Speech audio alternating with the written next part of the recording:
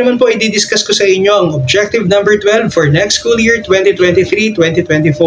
Build relationships with parents, guardians, and the wider school community to facilitate involvement in the educative process. So, importante po na makasama natin yung mga parents, ang ating mga stakeholders sa lahat ng aspects ng pagkatuto ng ating mga estudyante.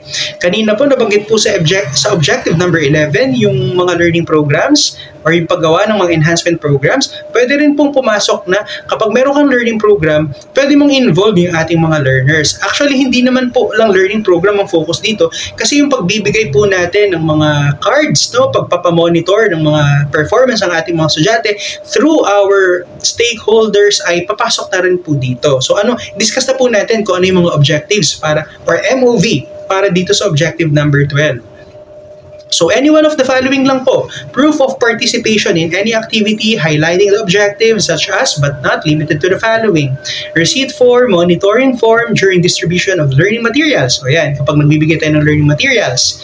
So halimbawa, meron kang learning program, okay, meron kayong mga assignments, dinidistribute po yan sa task parents po ang involved or pwedeng kumuha ng mga materials na yun. So pwede po nating maging MOV yun.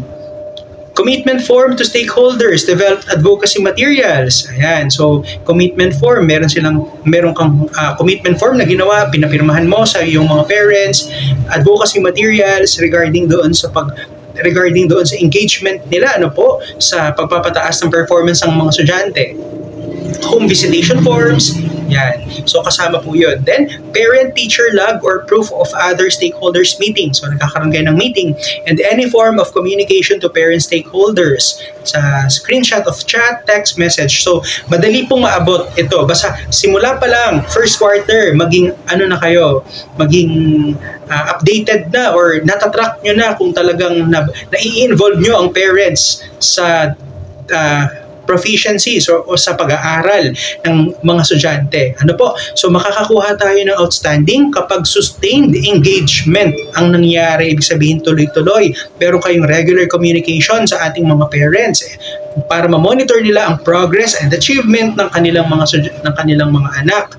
Then, timeliness, show the engagement with parents, guardians across 4 quarters. So, lahat ng quarters ba ay napagawa natin to sa ating mga parents, na monitor ba nila ang performance, progress ng kanilang mga estudyante using the MOVs, any one of the MOVs na nabanggit. So, makakakuha tayo ng 5 para dito. Okay? So, sa timeliness. So, sana nagkaroon tayo ng clarification, nagkaroon tayo ng clarity regarding dito sa objective na to. And sana makasama din po namin kayo sa mga tutorial session para mas lalo pa po nating ma-develop, mas lalo pa nating ma-specify kung ano at paano ito gagawin.